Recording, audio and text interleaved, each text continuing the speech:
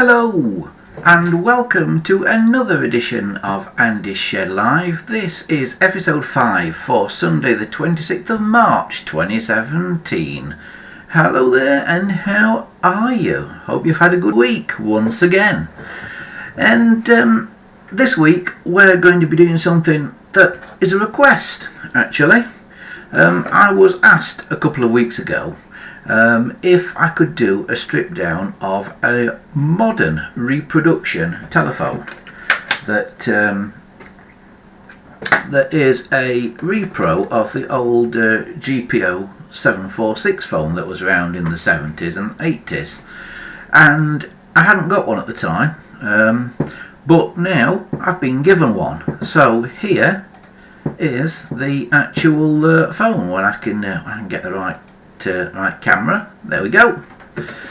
Right, this is a reproduction of a 746, and at first glance it doesn't look actually bad. It's basically the same shape. It's got the same little points to the top of the case here, and it looks reasonable.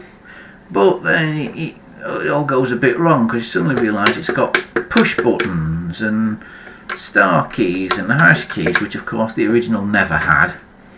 And when you look closely at the handset, you can't screw the ends off the handset because it's all moulded in one piece and it comes apart with hidden screws under here. So I was asked if I could take the top off one of these phones and if I could have a look inside it to see what was on the inside there. Right, well, that's exactly what we're going to do this evening. We're going to have a look inside and just see how good it is. Now, the first thing that you notice about it is it doesn't actually feel very heavy. It's not terribly heavy at all. And you think to yourself, hang on a minute, well, why is that not very heavy? What's going on there? And you notice then that it's all plastic. Absolutely everything on this is plastic. Absolutely everything, and I do mean everything. Right, so let's have a look inside. Now, the exact model is on the bottom. You can see it's made by a company called Geemarc, who I understand make various telephones and equipment for people who are hearing impaired and things like that kind of stuff. But this isn't for them really. This is just a general phone that was for the general public, and it's model Mayfair. It's a Geemarc Mayfair, this particular one. And as you'll see, because it's got a barcode on the bottom and everything, it's not actually very old, particularly this phone. Now, I was given this by an antiques dealer, and they gave it to me basically because they had received it back from a customer. They had sold it to a customer. I don't know where they got it from. They probably got it from an auction or a house clearance or something. Had sold it to a customer, and the customer had basically sent it back to them because he said it doesn't work. So they were going to throw it in the bin, and then they gave it to me and said, well, we're going to throw it in the bin, but you can have it, see if you can get it working. So let's have a look at it. First thing I do is we'll take the receiver off and we'll turn it upside down and see how we get into it. And there's 2 screws here, but are there any more screws? Well, I think there are 2 under these feet here, because if you look at these feet you can't see anything through them, but if you look at these 2 feet at this end, you can see a little dark patch in the middle as if there's a hole underneath them with a screw in. So I bet if we just try and get these feet off, and I think they're stuck on with a bit of glue.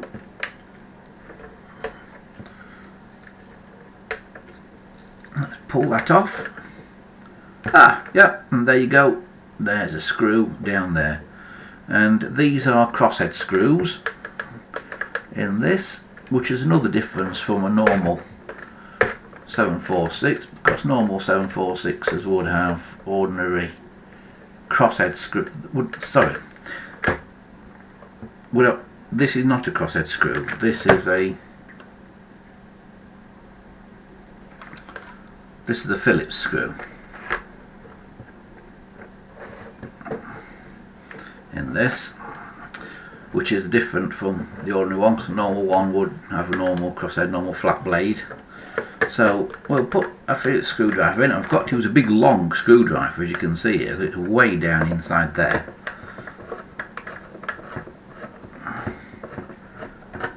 And we'll undo the screw.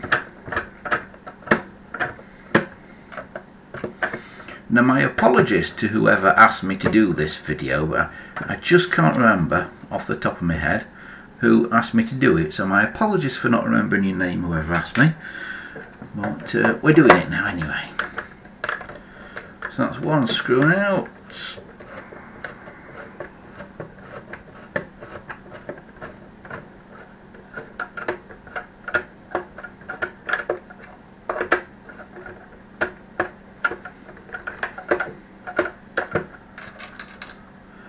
And that's another screw out. I'm going to put them in that little tray up there so I don't lose them, because I'm very good at losing screws.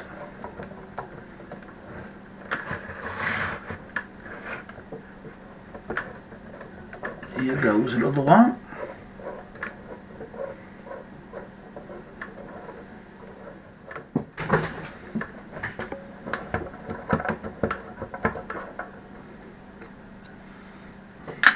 Luckily this screwdriver is slightly magnetic, which helps a lot.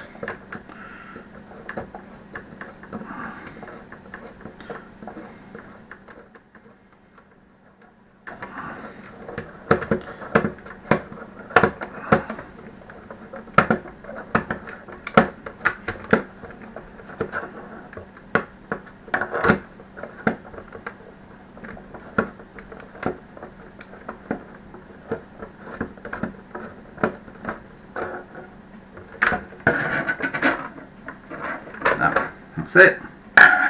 That's undone it, although that screw's not come out, that last one. So I'll just tip it the other way up and see if I can get it to fall out. There we go. There it is. So that's 4 of those. Now I've noticed that another difference between a normal 746 and this is on this, the handset cord and the line cord are on little sockets like the American modular system. So we're just going to unplug those.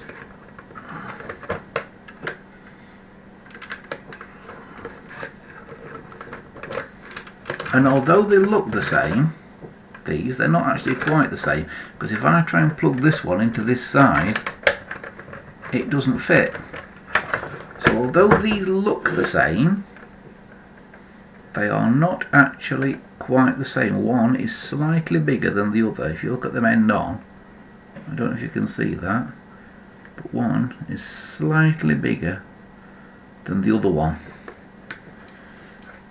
So I'll get rid of the line cord, and I'll also get rid of the receiver out of the way for a minute, because we don't want that for a minute. So now we've just got the body of the telephone. So we will now see if we can lift the top off, and indeed we can. Now a normal 746, you have to kind of lift the back up and then it pulls off forward, but this will just lift straight up,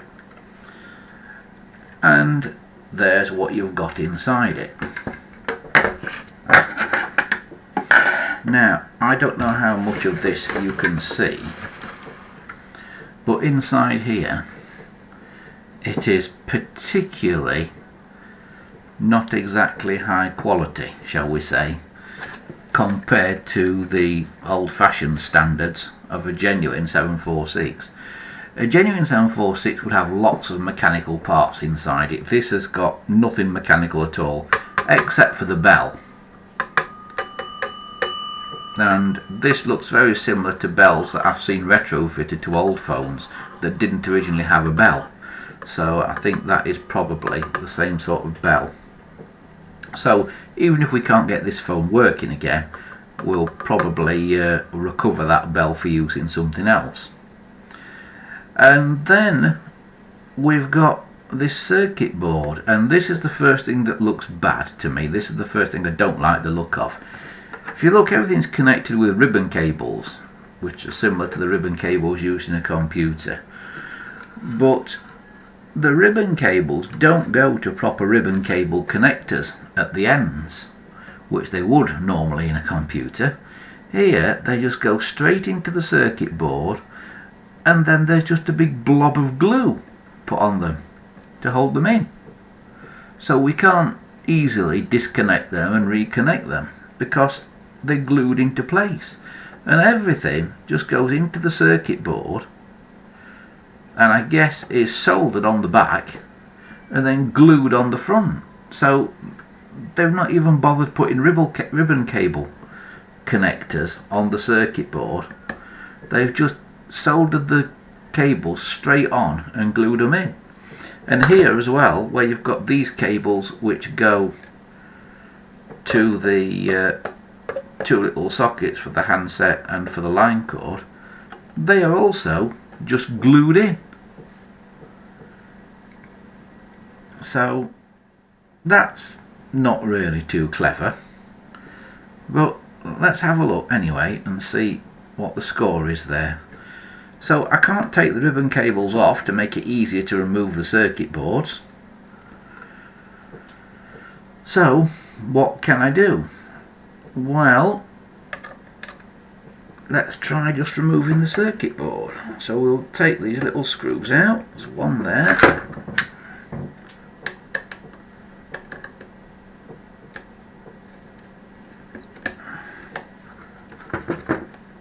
There's one there. There's one in the middle there. Tiny little Phillips screws. And there's one in that corner, but not one in that other corner. So it's 3 corners and one in the middle. There is not one in this corner down here. So now that circuit board is loose, and I can carefully try and turn that upside down, and as I suspected, the ribbon cables are just soldered on, and there is one of them that's just soldered on. One of them is those connections across there. That's a ribbon cable, and there's a few there. That's a ribbon cable, those 4 there. So that's how it's held together. Now, before we came on air, I actually had this phone apart already, and I tested all these ribbon cables, because I know what you're thinking. You're probably thinking, oh, it's going to be those ribbon cables that are a bit dodgy. I've tested all the ribbon cables, and actually the ribbon cables are okay. If you look at them up close, the ribbons, they are actually, the cable in them is actually a thicker cable than you would get in a lot of computer ones. You know, it is quite a thick cable in them, and I've tested them and they all check out okay. Now, the problem this phone has got is the dial pad doesn't work. Everything else on it works. It receives calls okay, and you can even kind of tap out an outgoing number on the switch hooks just by tapping the switch hooks up and down. But it's the dial that doesn't work on this, because as you can see, it's push button, and none of the push buttons seem to do anything. You would think, if you listen in the receiver when you push a button, you'd think you would hear a tone, for touch tone, and you just don't, and you don't hear it dialing pulses either for pulse dialing, although I'm fairly sure it's touch tone. So unfortunately, where the problem lies in this, I'm not quite sure. It's looking like it's probably on a circuit board, and it's probably a component on a circuit board. Now, the first thing to look for on circuit boards with capacitors is to look if any of the capacitors are blown. Now, the way you look for that basically is you look at the top of the capacitors, and if I can show you on this one here, I don't know if you can see it or not, but that's got a bit of glue on the top of that capacitor, which is used to hold it into the circuit board. But generally capacitors like this, these little black ones, have a cross kind of scored on the top of them, and if the capacitor blows, that cross kind of bellies up slightly and you get a little hole form in the middle to let any pressure out of the capacitor from it blowing. So if that little cross is blown upwards, if the top of the capacitor isn't flat, if it's kind of bulged upwards, you generally know that that capacitor has failed. Now they can sometimes fail and not show any symptoms of failing, but normally they would have that top bulged, and these are not old and they don't appear to have failed. Remember, this is actually a fairly new phone. We're not talking about something from the 1970s here, we're talking about something relatively recent. So I'm doubting it's the capacitors that are giving a problem. I'm thinking it's more a connection somewhere, because there just seems to be nothing coming from the dial pad. So I'm not entirely sure where the problem is here, but I'm guessing it's probably not on this board. So what I think I'm going to do is put this board back together, but before I do, I'll show you how this phone is given its weight, and you can see there's just a big lump of metal that does absolutely nothing, held in there by two screws. It doesn't do anything, it's not a heat sink or anything like that, it does absolutely nothing. It's just screwed in there just so when you pick the phone up you think it's got a bit more quality to it than it actually has, because you think it's quite heavy, and that's why you think it's heavy, because there's a chunk of steel screwed into it basically. So let's put this circuit board back in. I'm not terribly hopeful of finding the fault on this, to be honest with you. I think we probably won't find it, but the question you have to ask yourself is it really worth chasing the fault? Now I've looked these phones up and they seem to be about £30-ish new. You can get them on eBay and that for about 30 quid. So is it really worth taking your time and energy to repair one of these modern phones? Well, the answer to that one is, if the fault is not too difficult to diagnose, if it's obvious when you take the thing apart, and I thought I was going to find a connection off or something, I thought I was going to find a connection off from the dial pad. If it's not too difficult to diagnose, then yeah, it probably is worth doing. But when you have to start testing every component, maybe in a circuit board or something like that, then it's probably not worth doing. It's probably not worth diagnosing that fault, because it would cost more in time and effort for whoever is doing the repair than the phone is worth. Now if it's an old phone, then it's totally different, because they're going up in value. Even if the one you've got, an old phone can be bought for about 20, 30, 40 pounds, a 746 these days. If you've got an old 746 and you can get nicely restored ones, I sell fully restored and reconditioned 746s for about 40 to 60 pounds, depending on the colour and the age of it and the rarity of it. They are going up in value, a genuine 746, so they are worth doing work on, and they are worth repairing, and they can be repaired. You know, you can easily diagnose faults on them, because they don't have incredibly complex circuit boards. They do have a circuit board, but it's got nothing on it in comparison to this. I mean, this is 100 times more complicated than a circuit board in normal 746 would be. So these modern phones probably are not worth fixing, but a genuine 746 probably is. So for those of you who've been asking, you know, what's worth maintaining, what's not, genuine British telephones issued by the GPO and Telecom and that from the 50s, 60s, 70s, 80s, they are worth looking at and worth restoring because they are collectible, and the value of those will only go up now, I promise you. But these modern reproductions that are being turned out like crazy, I see lots of them, these are probably not worth the time and trouble it would take to diagnose a fault on a circuit board like this, or on all the touchpad connections that are inside here. I'll take this apart and I'll just show you the touchpad connections in here,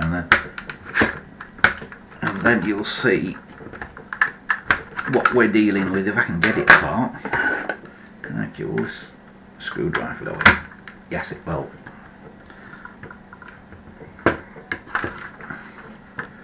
So we take out one screw,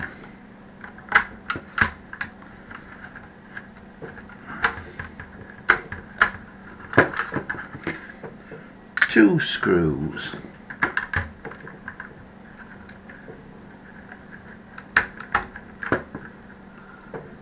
three screws,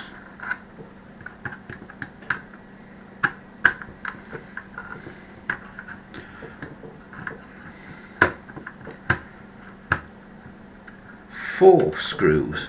I feel like the counting count on Sesame Street here. Do you remember the counting count on Sesame Street? There I am, the counting count. 5 screws.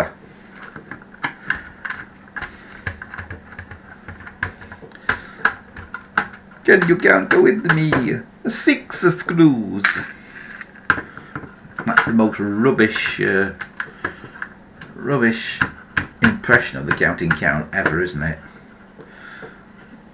7 screws, and then you can get that apart and you can see what the touchpad actually is, and all it is some fancy patterns on this side which basically form 2 halves of an electrical circuit, and on the other side there's little rubber buttons, and what happens is the little rubber buttons push down, and there's the actual key itself under there, you see. They push down on this pad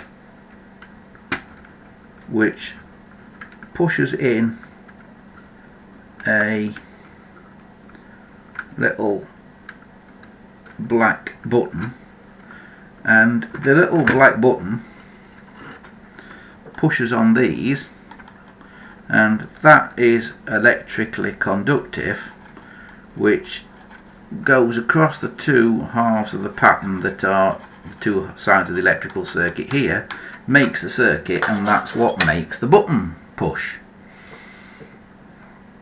So that is basically how the thing should work, but this one isn't working for some reason, and I don't know entirely why. It just doesn't seem to be making the circuit the way it should.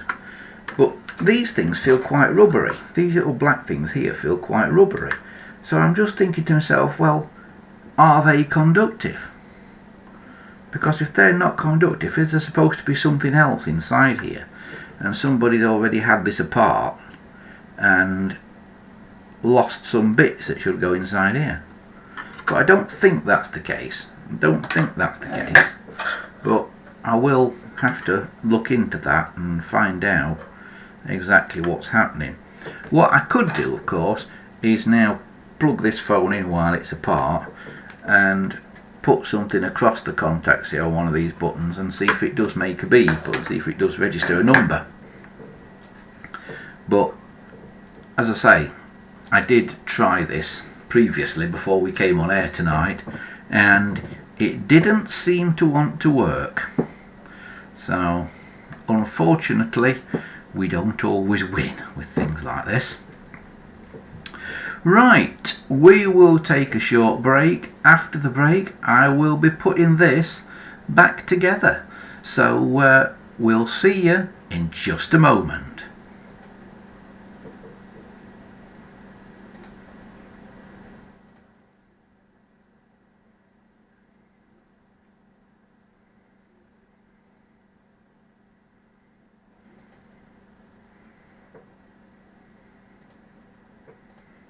And welcome back to Andy's Shed Live here on Sunday the 26th of March 2017. This is episode 5 this week, and if you've just joined us, of course, we've been having a look at this, which is a Geemarc Mayfair telephone, which is basically a modern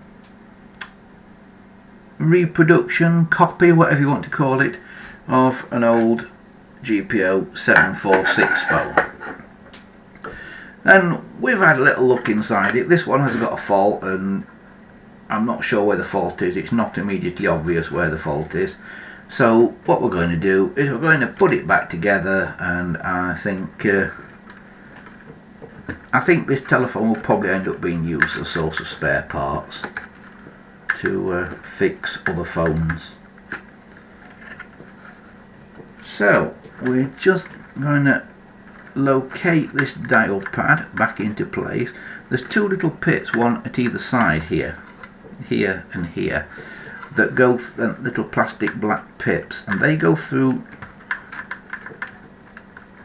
two little holes on the sides of this pad.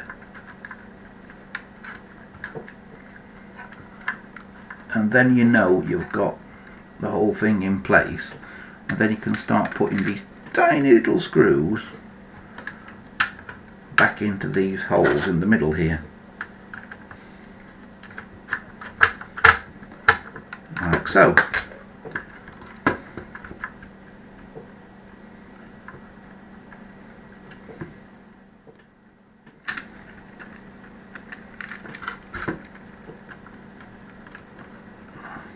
And there's 7 of these to put back in.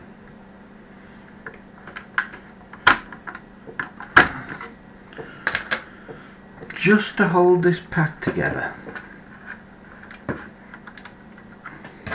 So unfortunately, it's looking like it's not going to be something we can easily diagnose this, so we can't get this phone working probably.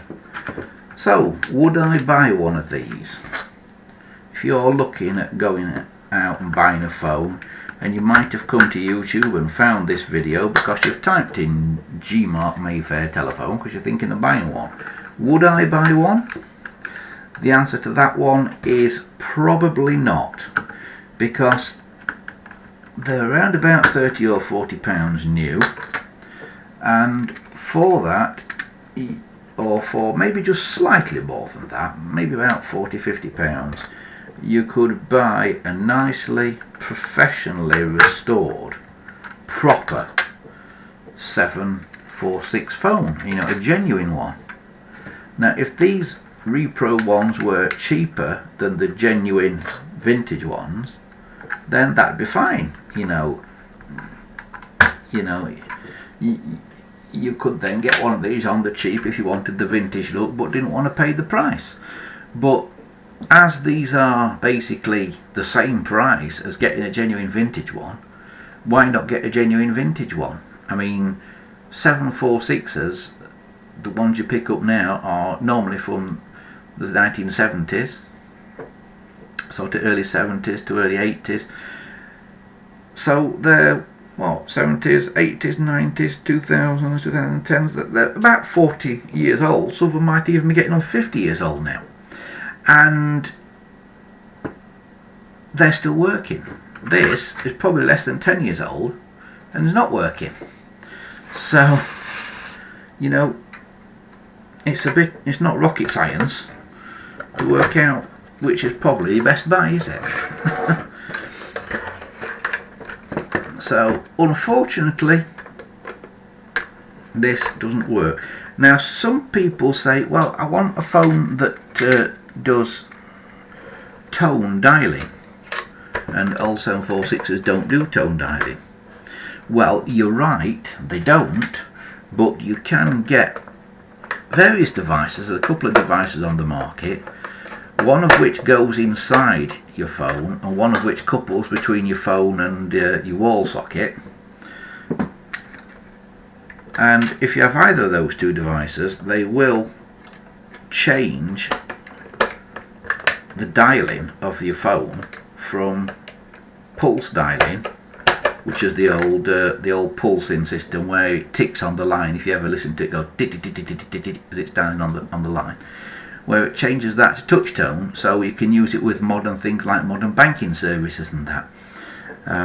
Now you can buy a thing called a rotatone, which fits inside the phone, and any phone restorer or phone engineer worth their salt will be able to fit a rotatone for you, although you can do it yourself. You can get the instruction to do it yourself. Or you can get a thing called a dial gizmo, which I understand, I've not actually had any experience with the dial gizmo myself, but I understand that one is a little box that plugs in between your telephone and your socket, your wall socket, and that does the same thing. That converts the pulses from the telephone to touch tone sounds. So again, it'll work with your banking apps, your telephone banking and all that kind of thing. So that is what is inside a Geemarc Mayfair telephone. I hope you've enjoyed this video, and I hope that we've taught you a little bit about these Geemarc phones. They're not a bad thing. They look quite nice. You know, they look okay, I guess. I mean, to purists like me, you know, you immediately spot it's not got a proper dial, and that does let it down. But in terms of capturing the style of the 746, the case is actually pretty good. The case is not actually a bad shape at all. It's not exactly the same, but it's not far off. So it's up to you. Do you spend £30 on one of these, or do you spend a little bit more, maybe another tenner or another £20, and get a genuine 746 that's been restored? It's entirely up to you. But if you want to look at some genuine phones and maybe buy one or two, then get on my website. It's vintagetelephones.wordpress.com. That's vintagetelephones.wordpress.com, and you'll see some of the telephones that I've restored on there. And you can also, of course, go to the website for this show if you want to, and leave a comment or leave a like or leave a suggestion for a future episode on there. Remember, we don't just talk about telephones on Andy's Shed Live. We do all kinds of vintage stuff and classic and retro stuff. So get on there and have a little look around that website if you want to. And the address for that is andyshed.wordpress.com. That's andyshed.wordpress.com. And you'll find a contact us page there where you can contact us if you've got any suggestions for features that you'd like to see us cover in the coming weeks. Well, that's about it for now. Thanks again for watching, and once again, if you've got any ideas for things that you want to see, please do let us know. But for the Geemarc Mayfair, the old 746 replica, that's about as far as we'll go this week. So until next week, have a fantastic week ahead. I'm moving into an antique centre this coming week and taking up a little stand in an antique centre. So I'll be telling you how we get on with that next week. And also next week, its rally season is almost upon us. Steam rally season and stationary engine rally season and all that kind of stuff. We'll be talking next week about some of the things that we're going to be doing for the upcoming rally season and where you can see us, what events we're going to be at in 2017. But from all of us here for now, thanks very much for watching, and remember, if you're enjoying this show, we are live every Sunday, so please remember, give us a like and give us a subscribe, and click one of the videos that you can see there on the screen if you want to watch some more. But until next week, bye for now.